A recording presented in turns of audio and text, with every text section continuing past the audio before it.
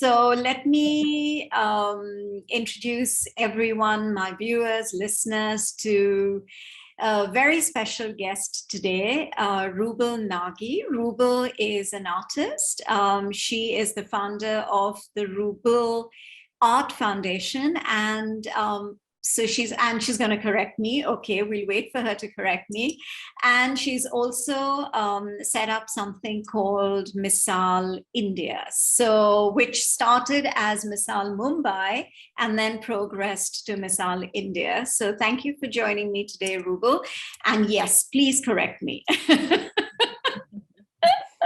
Rouble Nagi Art Foundation. Okay, so I missed that. I missed the Nagi, but yes, that's because it's all about art. It's all about connecting to people through art. It's all about creativity. The foundation is all about educating lakhs of children today through art. So art plays a very big role. Yeah. And my introduction so did I forget simple. The art, or did I forget the Nagi? Something you forgot. So I would, because it's all about Art Foundation and teaching children through art, and also doing a lot of things through art, which I will speak as we speak further. Yes. And I'll tell you how we are bringing that change and transformation impact on ground through art and creativity. So my introduction is very simple, just simple artist and social worker, I think. That's more than enough. Okay, so you've introduced yourself. Yeah, so I mean, before we have so much to talk about in terms of, you know, your social work and of course your art. But before we get into that, I'm just a little background to you, a little bit about your personal journey. And of course, very curious to know who named you Rouble. Yes, that's a question. Sometimes they say the nation wants to know kind of lines. So I get a lot of these nation wants to know. I'm like, then I joke with them. I said, which nation wants to know? I'm just a very regular, normal person. So I don't know why you're putting me on a pedestal and saying nation wants to know. But jokes apart, Rouble means light. So I'm born in an army family. My father served in the Indian Army for most of his life. Now retired, settled in Jammu and Kashmir. I was born in Jammu. Never lived there because dad would travel every 2 years, get a new posting into a new village or a new city or a new state. So when I was born in Jammu, he wasn't even there. He came the next day because he was posted on the border. And he came, he held me in his hand and he said, this is Rouble. So that is where Rouble froze. And then later on, when I grew up and I said, Dad, what is the meaning of Rouble? He said, it means light. And coming from a Punjabi, a Sikh background, Rouble was not something very common. You know, normally you would hear Simran, Preeti, Pinky, Beauty, you know, these kind of names. If a child looks beautiful, they'll say Beauty. Brought luck to you, Lucky. So, you know, Punjabis have these kind of, I wouldn't say funny names with all due respect to them, but these creative names. So luckily I was not one of them. And my name was Rouble because Rouble means light. Okay, and so in what language does it, or does it mean light? In Sanskrit and in Arabic, both. Oh. So my dad, being such a staunch Sikh, I asked him, I said, Dad, how would you think of it? He said, you know what, I knew you're going to be born in a few days. And I was just sitting in my tent alone on the border, and I was just, you know, surfing and reading a book. And he reads a lot of books. You know, I think that's what we get from him. And he said, I just came across this word somewhere which connected me to light and Rouble. And I was like, if I have a daughter, because he didn't know what he's going to have, whether it's going to be a boy or a girl. He said, if it's a daughter, it's going to be Rouble. So that's how my name actually came into the forefront of being Rouble. And then as you grew up, and you went to school and you also realized that Rouble is also the currency of Russia. But luckily, the way I spell it and the way they spell it is, I think, different. Okay. Or maybe same. I've not really said, but that's what everyone says. No, the spelling is different, but the pronunciation is the same. So, but the real meaning of my light is this, where it actually came into my life. So Yes. then, okay, thank you for clarifying. And I'm sure my listeners and the viewers are now have learned a new word in a different language and have not connected it with the Russian currency. So, Yes. um, Thankfully not. when did art become a part of your life? So, being a creative child, I think I was 4.5, 5 years old when I did my first watercolor in my school, and I was applauded for that. My dad still has it and refuses to even share it with me. And I think that was the time my dad was like, he just made a random statement. Basically, he would want me to become a doctor, engineer, or an army officer, like a regular home, where you're brought up with two elder brothers, and being the youngest girl, you are treated like the third boy in the house. And you're like, okay, fine, these are the career options that you must opt for. There is no fourth or fifth option that is literally given to you because you want a steady a 9 to 5 job for your child, because that's the sense of security your parents would have, that this is what Yeah. we want you to do. And when you retire, you have your pension with you, and it's like your life is set. Yeah. Probably my parents would not see beyond that. They're like, we have to settle our children. And for their daughter, they never wanted me to work. Honestly, they said, no, princess, like dad and two brothers, and they're like, no, she's going to have fun. And I would, as I was growing up, I would say, Dad, why do you think women who work are not having fun, or they are not treated well, or there's no harm in hard work? So he said, no, there's no harm in hard work, but I want my daughter to be just, have a good life or whatever. I said, all right, with all due respect to you. So after I did my first piece of art is when my dad realized maybe, she has that creative side in him. I would say it was a great looking painting, like something which is, some children can draw so beautifully that you look at it and you're like, wow. But somewhere down the line, this painting was not a very good looking, perfectly made painting, but it was a creative painting. The way I had mixed the colors, the strokes were different. Something someone who knows about art, or even would not know about art, but is looking at a painting, would say, oh, it's not bad. It's pretty good for a 5-year-old. I think that's what my dad noticed at a very young age. But it was like maybe, it just happened. And as I grew, we went to different parts of the country, mostly the remote areas, smaller villages, smaller towns, and they are just so beautiful. Yeah. The landscape Yeah. of our country is breathtaking. And Yeah. I think that's where every second time, I was visiting a new place, into the mountains, into the beaches, into the, these small little busties and slums and these fields, something was constantly in my mind, that how I can put three things together. And for me, it was not painting. I honestly didn't start just with painting. I started with sculptures, because I'm first a sculptor, then I'm an artist who paints. So I started mixing mediums, like, pick up some mud and put some pieces of stone in it, or put some pieces of metal in it, this raw waste metal which is lying around in your house. Army officers have, commanders have these big bungalows where you have a lot of stuff everywhere. So I could just pick up some and, experiment and start making something or the other. So few things started turning out good. And then my dad got posted to Kolkata. And that is where my art journey started. Because when I went to Shanti Niketan, I think that's changed my life So completely. how old were you when that happened? So I was in Shantiniketan in 1996, 97. So if I am 41 now, so you can Okay. imagine. So It was yeah, we like can do the 15, math. 16. Yeah. Yeah, 15, 16. It was very young. I remember I was in 11th standard. I did my 11th and 12th from Kolkata Army School. So I'm going to Shantiniketan. I did read about Rabindranath Tagore because he's been a huge inspiration in my life. And, his word saying that simplify your word, show simplicity in your work, was something which I always related to. For me, that was always the catch point. How you can do something beautiful with something so simple. And I've always believed something which is beautiful is something simple. You don't have to make an effort to look good. You don't have to make an effort to paint well. You just go with the flow. Just That's simplify what things. really, yeah, that's what, Yeah, you that's simplify things in your touching. life, Yeah. and your art, the way you look at life, your perspective towards life, towards people, towards everyone around you changes. And I guess that also happens with experience, that also happens with age. like they say, you mature with age, which is a very strong statement. And I now completely relate to it that, it is not just the age, it is the experiences that you've gone through in those many years. You interacted with so many different people, you've traveled to so many places, you've learned, you've grown up. That's exactly what I feel. So going to Shanti Niketan and just feeling the place itself just completely drew, till 10th, I was thinking whether I will paint or dad will let me go to the art college or not, because he was like, you always have to be with me. Your brothers have gone to colleges. They're not at home. We can't let our only now last child go. And, you study wherever we are with you. And I would tell my dad, you're in all these villages. Where are the art colleges there? Or where are the colleges there? Or how will I do it? But I was like, Papa's girl. So whatever he would say, I would do.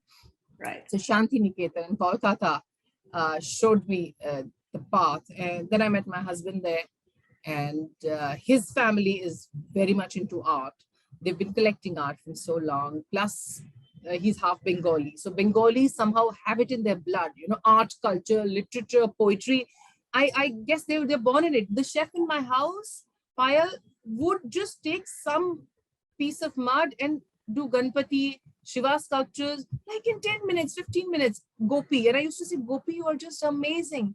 He said, ma'am, I wish I went to college and I learned. I said, for art, you don't have to go to college. If you're creative, you must go to college. I'm not saying you don't have to study, but if there are circumstances that you've not been able to do it, so you can still pursue it. So with my exhibition, I actually kept few of his pieces also, which people appreciated. He was like over the roof that, he could exhibit in Taj Art Gallery at that time. So they have it in them.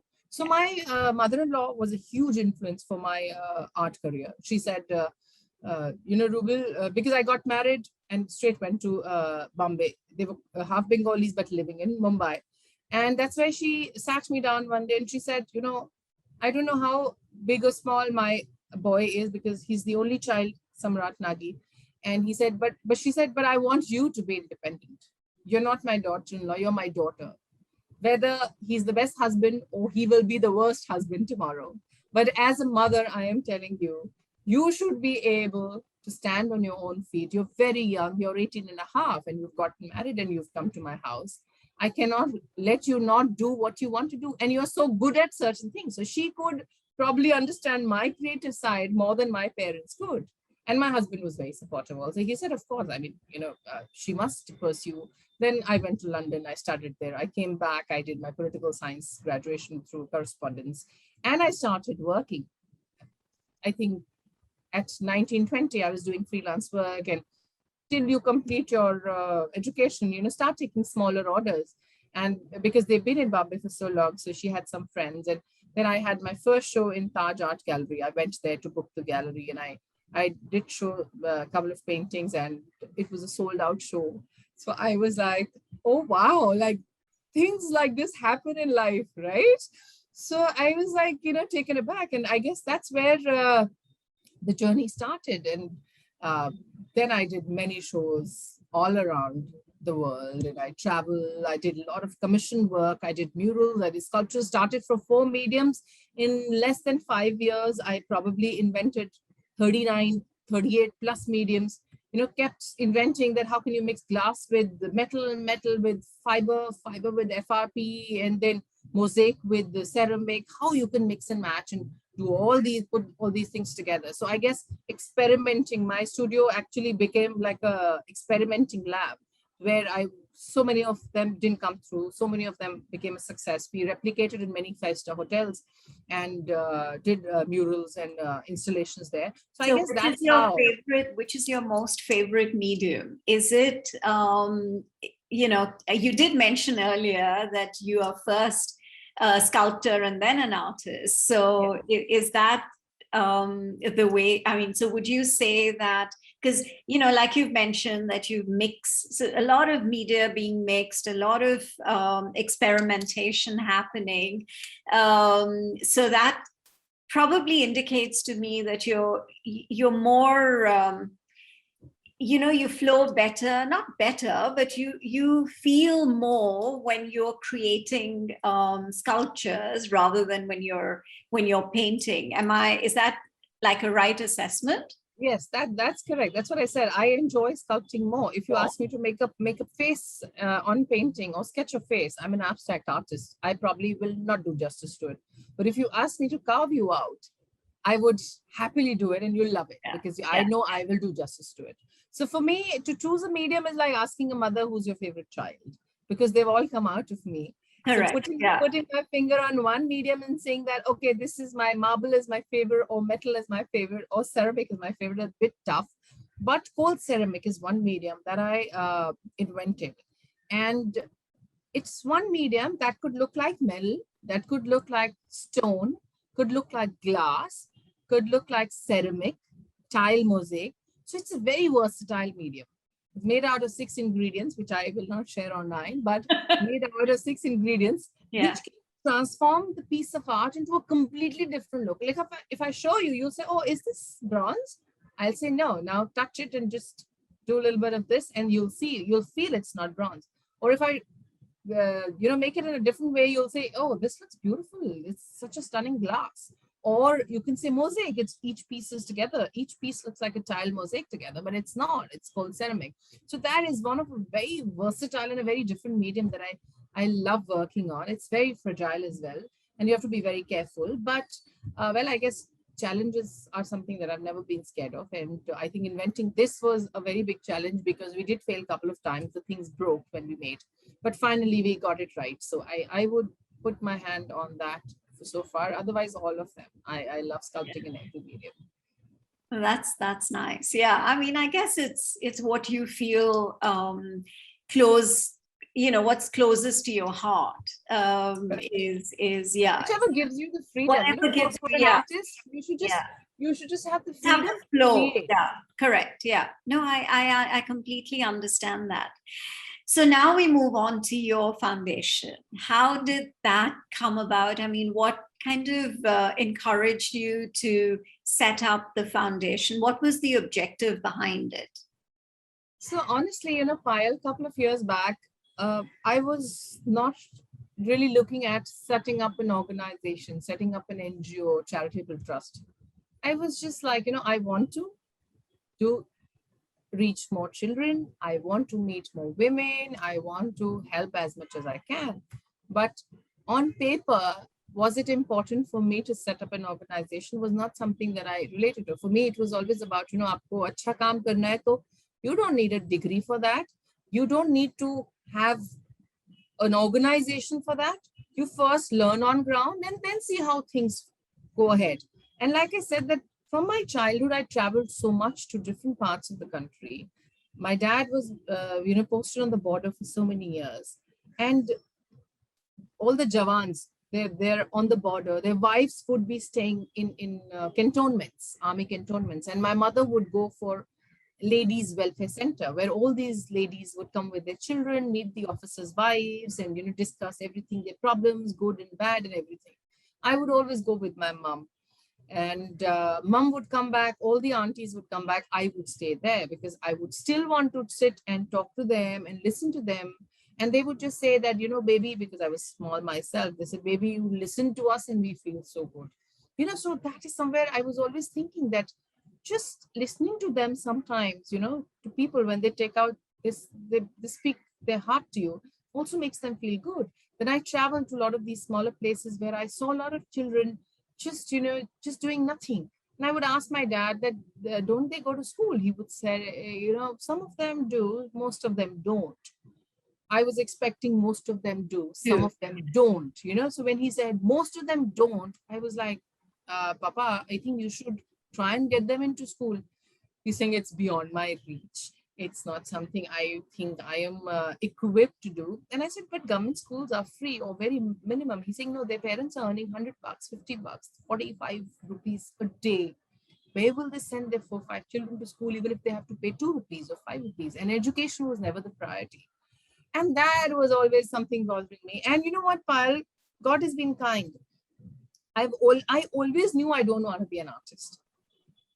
I always knew that for me, my creative part, my art would lead me to people, because I'm people's person.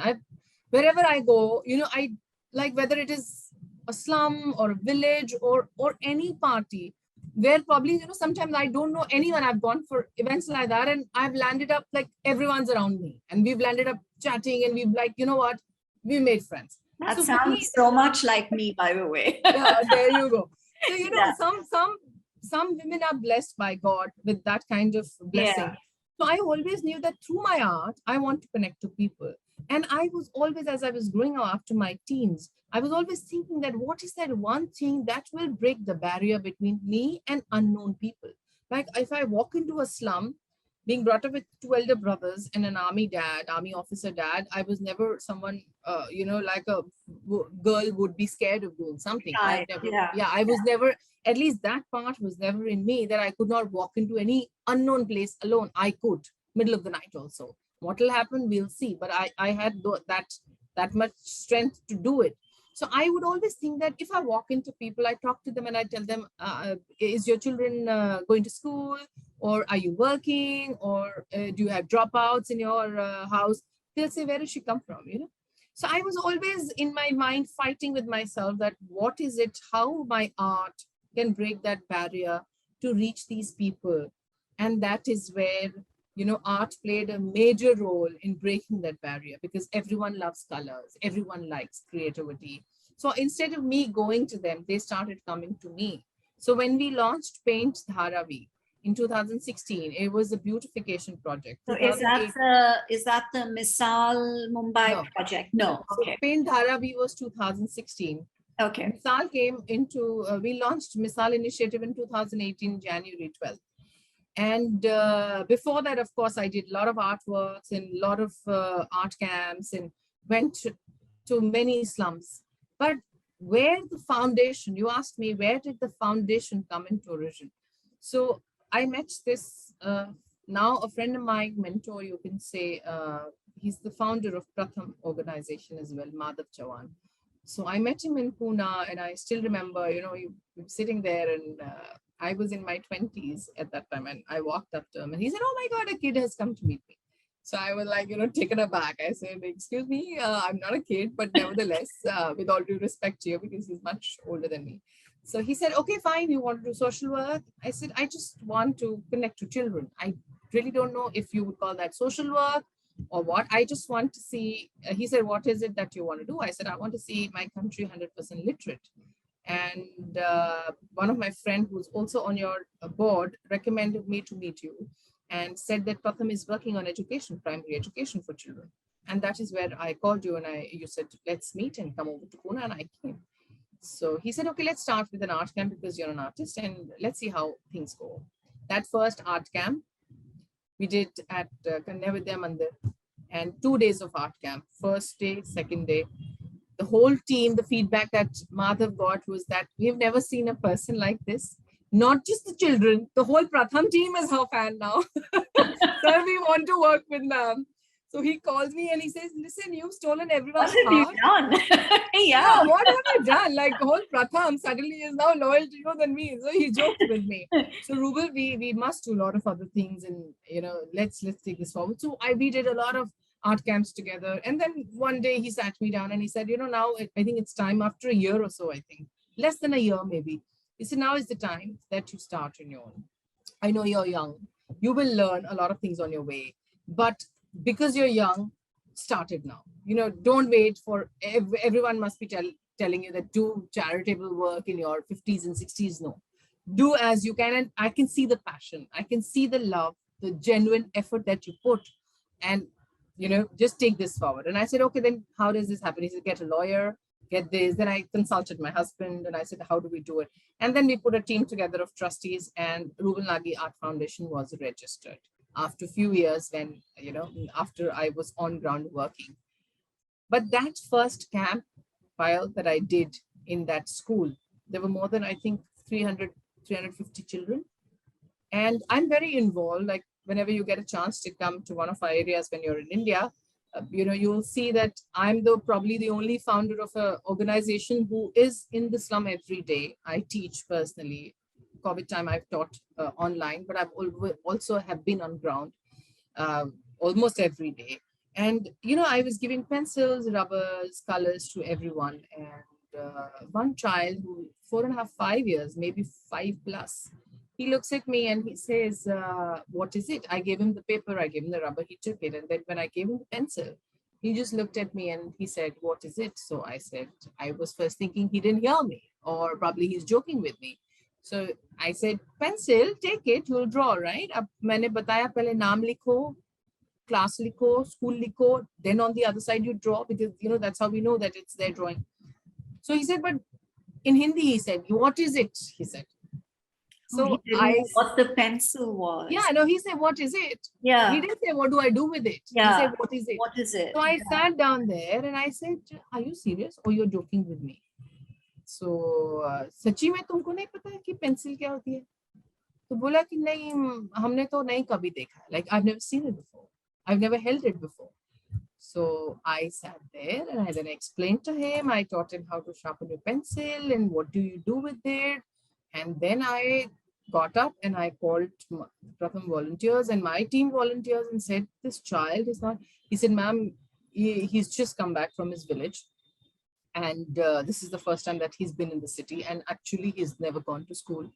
He's never seen any stationery. He's telling the truth.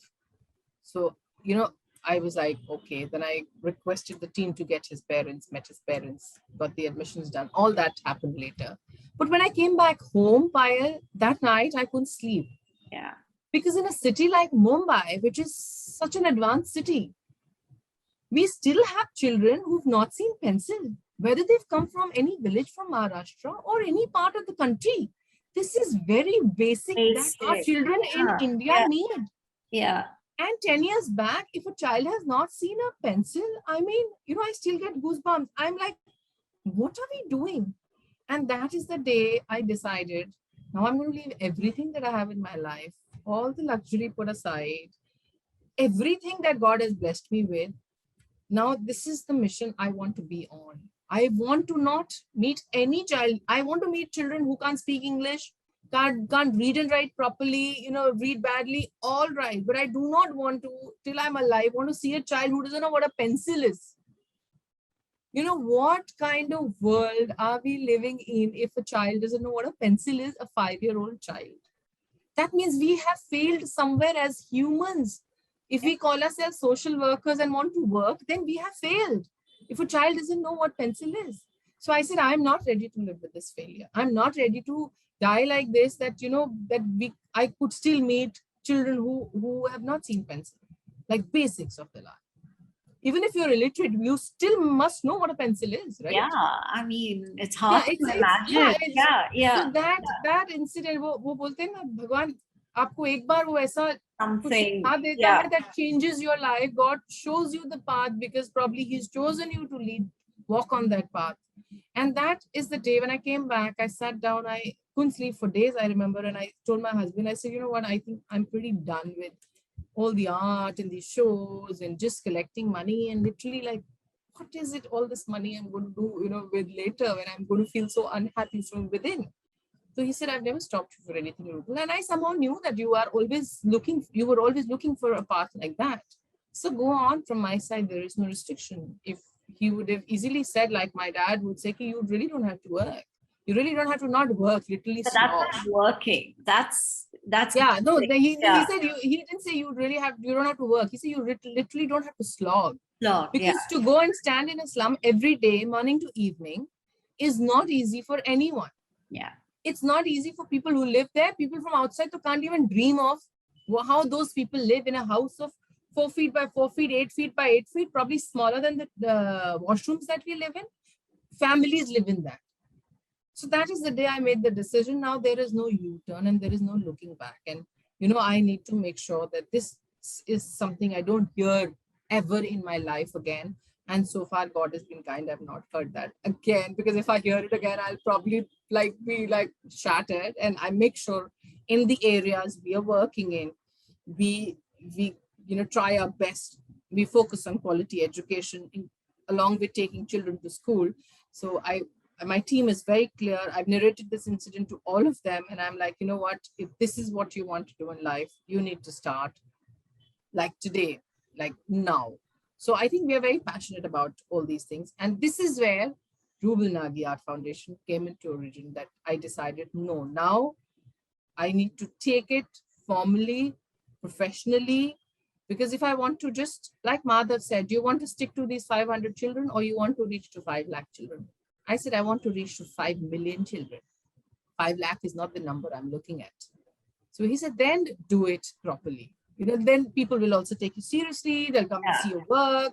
And then it's like channelizing your work. And you're doing it so well. So why not do it? And that's how we started. And with your experience, we've sailed through it so far good. We have lots of children today who are connected to us. So 10-year journey. It's been a 10-year, and God is kind. We have so many children. Like somebody was asking me on social media, ma'am, how many days in a month you travel? So I wrote back saying that not enough actually. I wish we had more days in a month, because there are so many more people and areas that we still haven't reached, and we still need to reach, because still my social media is flooded with messages every day. Some village, some slum, some basti, ma'am, we don't have books here, we don't have stationery here, we don't have ration here, we don't have this here, can we get? There's still so many. So we try to reach to more. Yeah, so Rouble, then you basically, I mean, what you do is you go into communities, you use art as the expression, to then further kind of get kids involved, and then they, the path to education and all of that. So obviously there's a process, right? So when you get into a community, like you mentioned Dharavi, which to my global listeners is the largest shanty dwelling in the universe, so so you started to encourage people to paint their homes, is it? The walls? Or how did, I mean, what was the first step? And then that's obviously something you replicated in all the other communities that you have been a part of in Mumbai, and now I understand is extended to the rest of India as well. Yeah. So basically, Paint Dharavi was launched in 2017 with basic beautification of the slum, some parts of the slum, like the airport side, Chembur side, where all the leather market is, that side. It took us 2 years, and in that we were running a lot of skill centers and doing other things also. 2018, when I launched Misaal Mumbai. Now, Misaal Mumbai is the first slum transformation initiative. It started from Mumbai because the initiative first slum I picked was in Mumbai.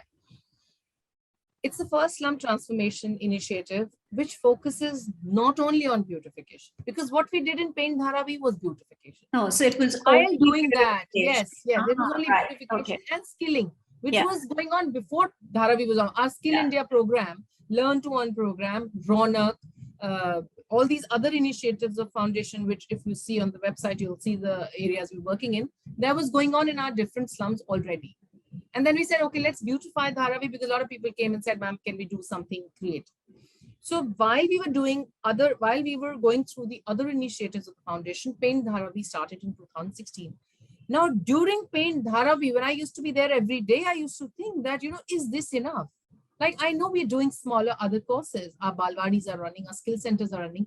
But can there be more? Because, when you're going home to home, having tea with everyone, like my morning breakfast, lunch, and kind of evening snacks is set there in different homes. And I come back and have dinner if I have, if I want to, otherwise it's all right. So I would sit with them and I ask them, what is it that you need? What is it that you're lacking? And where should be the focus? So a lot of hygiene, sanitation, plastic, waste management queries came out. So when we launched Misaal Mumbai is not the initiative for only beautification. Misaal Mumbai was educating through art, through creative ideas. How with colors and art, we broke that barrier. We took our buckets of color. First step was to enter the slum, start painting the slum. When people would, look at us painting the slum, out of curiosity, they came out of their homes rather than us going home to home in a new, because it was a completely new slum. They came out and they said, ma'am, what is going on? What are you doing? So I would be like, I'm painting these. So do you want to come and tell me which color you want? Or do you want to suggest something? So they would come out start talking to you. I want pink. My daughter's getting married. Can I have lavender? My Diwali is coming in next few But they months. So would I'm getting allow married. you, they would allow you to paint the Yes, external walls of their yes. homes. They were Oh, very happy. They were very happy. They said, like, if you see the video, they said, you know what, this is like getting self-respect. It's such terrible state we were living earlier. We felt ashamed of telling our own relatives that we live here. You've given us an identity. And now we would paint 20 homes, we would have 200 people standing behind us and just looking, what is madam doing? You know, every morning she comes and she's up on the ladder, up on the roof, sometimes, you know, like climbing up one or the other because they're all joined together and doing all this with her team. So then we would sit down together over tea, talk. So Misaal Mumbai, which started with beautification, the main aim was to educate people about quality education for children, that make sure your children reach school. And later on, when we open the Balwari, come and study with us. It's like tuition that we would, you know, give quality education, enhance on the areas where children are weak. Employment for women, getting our women in front to work, telling the husband that please let them work. They don't have to really go out into 9 to 5. We will give them something to work from home. Let them come to our centers, talk about hygiene, sanitation, waste management, less use of plastic. I would not say no use of plastic because that's like a dream. I don't even want to dream that way. But even if they can do 50% less plastic, trust me, I would feel it's 100% achievement. So telling them, like a lot of people in my villages came and told me, Misal Rajasthan, that ma'am, everyone says, you know, plastic mat use karo, don't use plastic, but they never tell us what to use. So I always tell them that, listen, I don't believe in advocacy. Advocacy is important, but with that, on ground work is very important. By telling you, okay, use this, I become great. I get a lot of applaud on social media, but that's not helping the people who really I am addressing too. So when a lot of women came and told me, ma'am, what do we use instead of plastic? yeah, At least yeah. tell us what we are okay to do. We'll listen to you. It's for our betterment that everyone is saying don't use plastic, but tell us what is it that we can use, how expensive that is, can we afford it, can we not afford it, or maybe it is cheaper than the plastic that we are using right now, but at least give us that knowledge. So that's where my one team was beautifying. One team was taking the database of children not reaching school yet, or not reached school yet, or how many dropouts are there of youth, how many women want to work, how many are already working, how many are not working and also want to work. One side, one team was addressing the issues of sanitation, toilet use, waste management, plastic, you know, instead of plastic, what do you use? So Misaal was a complete project where we want to transform the entire slum. We didn't want to just beautify the slum. Yeah. We wanted to educate people through art about these things, not just about making your walls colorful. Colors will fade in few years, is what I always say. But the change we want to bring in those many months while we are working there with people, in people's mind, will stay forever. So we wanted to bring that change, and it's because it did get such huge impact on ground. We replicated it throughout the country. People started calling us even from Spain and Bangladesh and Sri Lanka, that can we do Misaal Sri Lanka, can we do Misaal Bangladesh, can we do in Spain, ma'am? So I'm like, you know, my country is pretty big right now, so let me So let me focus on concentrate that. 2 3 Yeah. years here, and then we will You, take a next step. yeah. So with women who were not working and who were not able to, step out of their homes, was it challenging for you to convince the husbands or the father or brothers or whoever, the male members of the family, to actually allow them and the benefits of them being able to step out of their homes and actually do become independent? Was it challenging for you? You know, Payal, gender equality is something the whole world is fighting, and in India it's very big. I mean, this is something we've seen in not just slums, but even bigger cities. When I was working in Thane, forget the other women, when I was working in Thane, and there was a household where, you know, they were suggesting colors, and the wall was really dirty. And, you know, the woman came, took the jhadu because they would see me do it. So they said, ma'am, hum kar dete hain. Then she started cleaning and the man was there. So, ma'am, I want some work. You give me some work. I said, sure, what do you do? What is it that you're good at? So he said, I'm a painter. I paint like the contractor painter, not the artist. Yeah. So I said, great. Why don't you paint your lane? Your entire slum lane, the lane that you live in, why don't you paint? No, ma'am. I can't do this small work. And I was like, you, you want work, you're getting paid for it. More than probably you will do a commercial project. I'll give you personally, because it was to, give him that sense of security. Yeah, yeah. And encourage him, encouragement for him. He said, I can't do this, ma'am. Plus, ma'am, I want to work under a male boss. Oh. I said, I'm not your boss. Yeah. I'm not your boss. I'm just here to help you. He's saying, nahi, ma'am. In Hindi, he said, hum ek aurat se instruction nahi le sakte. I can't take instructions from a woman. I said, you have a daughter? He said, yes. I said, imagine somebody like you telling this to your daughter, or to your wife, or to your mother. Would you like that? No, ma'am, we don't give our daughters out to work, and it's not something which works in a house. I said, so you're feeling very good about it, right? I said, I am cleaning your wall, your toilets with my own hands. And you are the one who's going to use it, and you are the one who lives here, can't color the outside of your lane. This is your place. And you want to work, you want some job. And what makes you think this is a smaller job and what I will give you to paint somebody else's flat will be a bigger job? I said, it's not about small or big. It is about your intention to work. And you know how proud these people will feel if you do something like that. I said, okay, do 1 or 2 walls and let's see how they say. And you don't have to take instructions from me. If that is what you think. He said, no, ma'am, I just, said it, but I'm okay.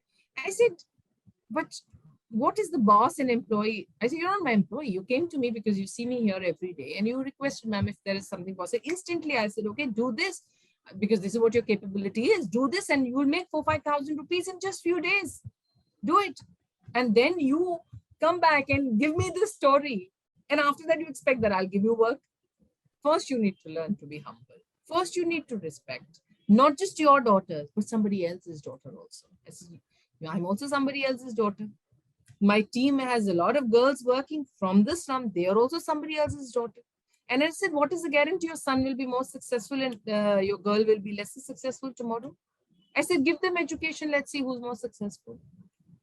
So then I kind of try to tell him that, betiyan maa baap ko zyada pyar karti hain. I know bete bhi karte hain, but they look after the parents more. So don't talk like this because this does not suit Indian men to talk like that. He said, your wife is cleaning. You can't. And then I said, now that you've made me the boss, I am the boss. So you have to, if you want to work with me, you have to take. First, so I was doing it like a daughter or somebody whom you said, madam, and I would respect you back because of your age. But now that you said that I can't take instructions from boss, and I said, now you have to take instructions from me only if you want to work in my team. So he said, ma'am, I'll tell you tomorrow. I said, sure, you tomorrow. Next morning, he came, apologized. He said, ma'am, I'm ready to work. I cleaned the toilets also with you. I had such a small thinking. And, then my daughter and my wife also said that, is this, you internally think about us? That, Baba, you will not let me study and you let Dada study. And this is what you're internally thinking, but not showing me. I'm really sad that my father is like that. So when you hear it from your own children, probably it hit you more, right? Mm. So that night, probably he had a tough night at home. Then his son also came and said, how can you talk like this? She's my sister and she's your daughter. And then he colored the whole lane and then I told everyone quietly, I said, now everyone applaud for him, give him that encouragement so that he doesn't feel that, and is his daughter at school now or no? Yeah. She is, yeah. She's probably now going to 9th standard. Yeah, she's a big girl. That one, yeah, I think it's that, because it's an age-old thing of thinking in a certain way. Yeah, it's sad, but it is true. Yeah. It is true, but it is changing because girls now have become very smart. Girls are taking that, that step of saying, no, we want to do this. That if you're putting brother in school, we also want to go to school. But if you go to villages, after 8th standard, girls don't go to school because the senior secondary is far away. And sending their girls, some of them don't have toilets. During their period, it becomes tough for them to reach. Like in Pune, when we were working, a lot of girls would come to me and sit with me in the afternoon, way back from school, and they would tell me after 8th, I don't think parents are going to send us to school because it's 4 or 5 lanes ahead and we have to walk and go. So I said, okay, let me tell the local authority if we can get a bus organized for you, or the school can do something. If there are more than a certain number of children, a small minivan can be organized. So we did all that. So at least 12th standard, because when they go till 12th standard, they don't want to back out. Then they want to finish that. Then all right, with 12th standard, probably it's not going to work. So let's get a degree. Yeah. And education, Payal, is the only thing that can bring that change we all want to see. Yeah. Yeah. And when I say education, is not just going to school or college and getting a degree, educating them about basics, basic principles of life, respecting your women, giving equality to everyone, taking your children to school. Don't spit here, don't sit and pee there, and throw garbage all around. It's also it's also encouraging them to start to think independently. I'm actually I'm doing a series which is at the moment it's ongoing. It's the Akanksha Foundation in India, and the focus is on girls being educated. And I've actually interviewed some of the alumni, and I have to tell you, I am so inspired to see where they are at today. I mean, where they started from and where they are at today, and how independent they are, and how encouraging their families have been to send them to school. So I think it's just, you're absolutely right. And it's a holistic education, which is important. Absolutely, to your point, absolutely, right? Absolutely. I always tell them, don't come to me with obnoxious behaviors and say we are MBA, we are graduates, we've done a B.Ed, we've done a BBA. I said, if you're not a proper person, like a responsible citizen, for me that degree has no value. So with that, this is important, and that is what we do in our Balwadis. We take children to school because going to school is very important. Balwadi, you have certain number of kids. When you go to school, you meet your teachers, you meet didis, bhaiyas, you have your lunch breaks together. Something which grows you up as a good teen person. And then when you come to our Balwadis, we teach you in a different way. We make it more fun, because children don't want to come back to you and open the same textbook, same school bag. They're like, ma'am, we're already bored, we want to do something else. So we teach them the same thing, but it's like going to CBSE and doing IB, two different ways of academic studies, but more fun, more practical. So in our Balwadis, we go more practical way of learning and more fun way of learning. Then we do sports, we do weekends, we do sports, then we do art camps, we do group activities. So it's like telling them about what they are probably listening in the school, but not following. Like you go back and do namaste to your parents, to your elders. You say good morning to them in the morning. Before sleeping, brush your teeth, make sure your hands are clean before you. So all these basics, which they learn in the school, but they are not bothered. But here we make sure they come back and report to us that you've done it. So that is where I come when I use the word quality education. This is where we stress more on. And in our skill centers, we want all the women who want to work and are very talented but can't go out of the house because they have to look after their families, never been given an opportunity. So they come and learn in our skill centers. We have different skill centers. We have salon training, we have stitching, we have yoga, we have automobile, we have housekeeping, nursing, all these. Every state has a different skill center depending on what is needed in that state. And so I want to make doctor a doctor. I don't want to make doctor an architect. Because that makes them self-sufficient. Yes. And sitting at home, they can earn 8, 10,000, 12,000. It is like a big, you can say contribution of theirs. Like I always say that self-reliant, you can only make your women आत्मनिर्भर आप तभी बना सकते हैं जब हम अपनी महिलाओं को financial independence देंगे. When we give them financial independence is when we are empowering our women in real sense. By using the word, we are empowering women and giving long lecture. What on ground you are actually doing to empower them in their bank, what is going every month is something that empowers them in the real sense, and not just the empowerment in the sense that you've got money, the self-respect, their self-esteem, the respect they get in their house from their in-laws, husband, family.